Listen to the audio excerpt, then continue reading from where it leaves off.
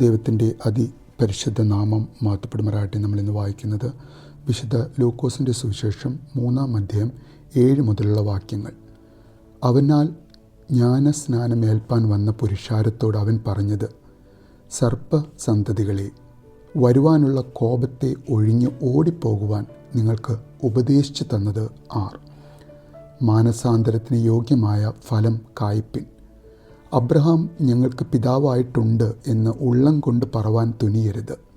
അബ്രഹാമിന് ഈ കല്ലുകളിൽ നിന്നും മക്കളെ ഉളവാക്കുവാൻ ദൈവത്തിന് കഴിയുമെന്ന് ഞാൻ നിങ്ങളോട് പറയുന്നു. പരിശുദ്ധ തൃത്വൈക ദൈവത്തിന് സ്തുതി.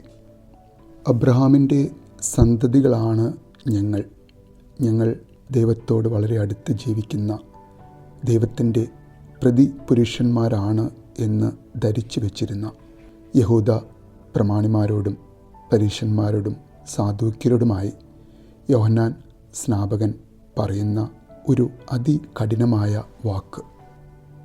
യഹൂദനായ മനുഷ്യൻ, അതും ഒരു പ്രധാന പുരോഹിതനായിരുന്ന സക്രിയാവിൻ്റെ മകൻ, തൻ്റെ സഹോദരങ്ങളായ വയസ്സിൽ മൂത്തവരായ സമൂഹത്തിൽ ഉന്നത സ്ഥാനത്തിരിക്കുന്നവരായ യഹൂദന്മാരെ വിളിക്കുന്ന സർപ്പസന്തതികളെ എന്ന വാക്ക് 2000 വർഷങ്ങൾക്ക് മുൻപ് ആ ജനത്തിൻ്റെ ജീവിതാവസ്ഥയെ കണ്ട് അവർ ദൈവത്തിൽ നിന്നും എത്ര അകന്നാണ് ജീവിക്കുന്നത് എന്ന് മനസ്സിലാക്കി ദൈവത്തിൻ്റെ കോപം അവരിൽ വരുവാൻ പോകുന്നു എന്നുള്ള ആ ഒരു ഉൾക്കാഴ്ചയിൽ അവരെ വിളിക്കുന്ന, ഒരുപക്ഷെ അവരെ വളരെയധികം പ്രകോപിപ്പിക്കാവുന്ന ഒരു അഭിസംബോധന.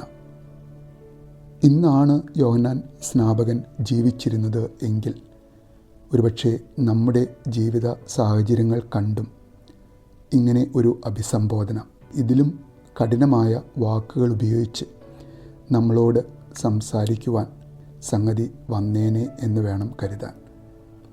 ദൈവകോപം പല സന്ദർഭങ്ങളിൽ പല സ്ഥലങ്ങളിൽ വൈറസിൻ്റെ രൂപത്തിലും കാട്ടുതീയുടെ രൂപത്തിലുമെല്ലാം വന്ന് നമ്മളെ കീഴടക്കുമ്പോൾ നമുക്കും അവൻ ആഹ്വാനം ചെയ്ത ആ വരുവാനുള്ള ദൈവകോപത്തെ ഓർത്തെങ്കിലും നല്ല ഫലം കായ്ക്കുന്ന ഒരു വ്യക്തിയായി മാനസാന്തരമുള്ള പശ്ചാത്താപമുള്ള ഹൃദയത്തോടെ നമ്മുടെ പാപങ്ങൾ കുമ്പസാരമെന്ന കൂദാശയിലൂടെ ദൈവത്തോടെ ഏറ്റുപറഞ്ഞ് അവനെ വിശുദ്ധ കുർബാനയിലൂടെ അനുഭവിച്ച് നസ്രായനെ നമ്മിലേക്ക് സ്വീകരിച്ച് ജീവിക്കുന്ന നമുക്ക് ഓരോരുത്തർക്കും ദൈവമേ യഥാർത്ഥ മാനസാന്തരത്തിൻ്റെ ഫലങ്ങൾ പുറപ്പെടുവിക്കുവാൻ ഞങ്ങൾക്ക് സാധിക്കണമേ എന്ന് നമുക്ക് പ്രാർത്ഥിക്കാം.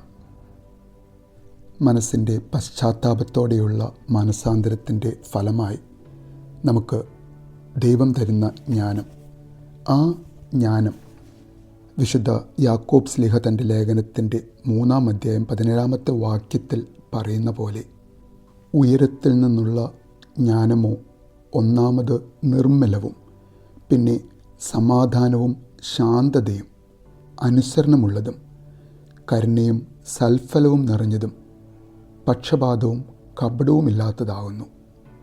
അങ്ങനെയുള്ള സമാധാനം ഉണ്ടാക്കുന്നവർ നീതി എന്ന ഫലം കൊയ്യും.